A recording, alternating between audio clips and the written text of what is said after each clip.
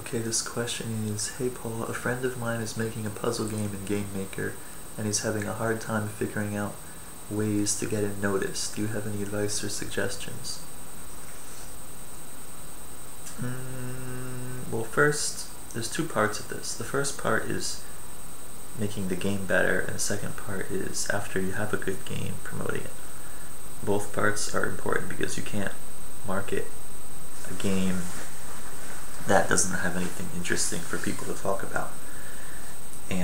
But even if you do have an interesting game, that cowboy hat is very bad at finding my head. This Microsoft webcam is pretty bad. Well, the camera itself is good, just that the effects that it came with, the software are bad. See, like the hat is right here, and the head is here. I don't know why it's doing that. Okay, now, the first part is making the game good, which can be roughly divided into two parts. The first part is making the screenshots of the game good, so that when people see a screenshot or a trailer, they want to play it. That's mostly polish and having a good artist, and good use of color, and knowing the right proportions of the sprite to the screen size, and basic things like that you get with experience over the years, which everyone gets wrong at the start. So that a person's first game clearly looks like it was their first game. Except, well, with some exceptions, but generally that's true. And the second part of making the game better is making the game have something that people want to talk about and tell others about, sort of like Minecraft was so successful because people were like, look at this thing I made in Minecraft, and then they take a video of the thing that they made in Minecraft and they show it, and then those people play the game and then they make something and show other people. So the game has to look good in screenshots first, and it doesn't have to look amazing, it just doesn't look horrible. And the game also has something worth talking about, so that people talk about it. Okay, once you have a game that has both of those things, then you post the game on forums, you send it to game journalists who review indie games, you send out a press release if you want. Those are the basic three things: forums, sending it to journalists, and sending press releases to the wider media. There's a lot of other things you could do to improve it being noticed, but those are the basic ones. And it's important to do it in more than one forum. Like, don't just post it in some forum that nobody reads, like the Yo-Yo Games forum or something.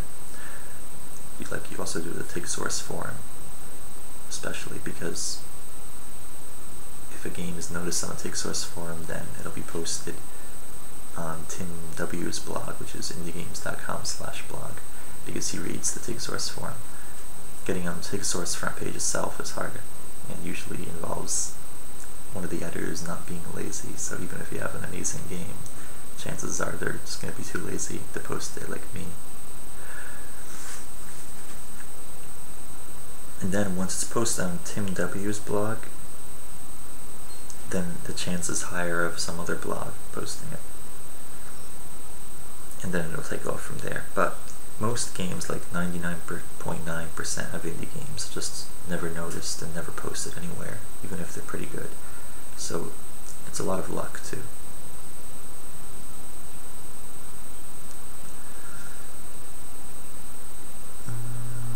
Another thing that's important is have good community relations, like talk to your fans, be responsive to their suggestions and bug reports. Don't just hide somewhere and never talk to anyone. But you have to have fans before that becomes important, of course. Like, if you only have 3 people that like your game, that part is not that important. But if you have like 100 people that like your game, talking to them a lot will make them more likely to want to tell others about the game. there are a lot of other little things that help, like making a game multiplayer.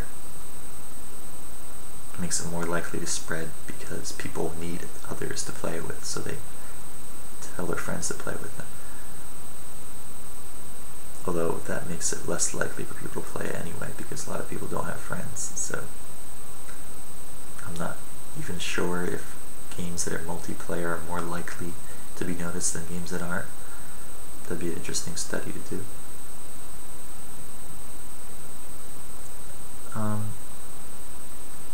Let's see what else.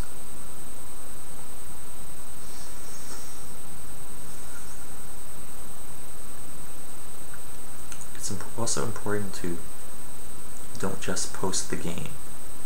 Post a trailer, post previews, post art, post music about it, like all the side things that come with the game, fan art. I'll have a website that shows the fan art people have made.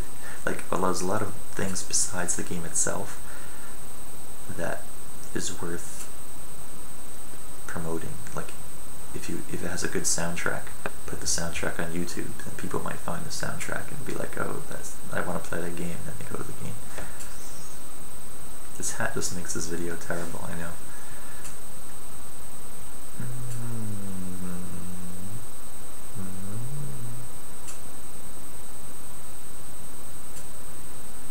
I'm just having fun with these effects, like the mask in the last video, and the question marks yesterday. There's a bunch of other ones, I might get to them all eventually. Okay, speaking of getting your game noticed, it's also important to make a lot of games, because fans of your previous games will like your future games. Like, for instance, if I had just made Saturated Dreamers without making any games before, like if I had never made Immortal Defense, then fewer people would care about Saturated Dreamers, because people are like, oh, I liked Immortal Defense, so maybe I'll like this new game by this person. So gradually building up an audience over time, over like a lot of years, is important. There's probably a lot of other things, but these are just the things that come to mind right now. Okay, bye.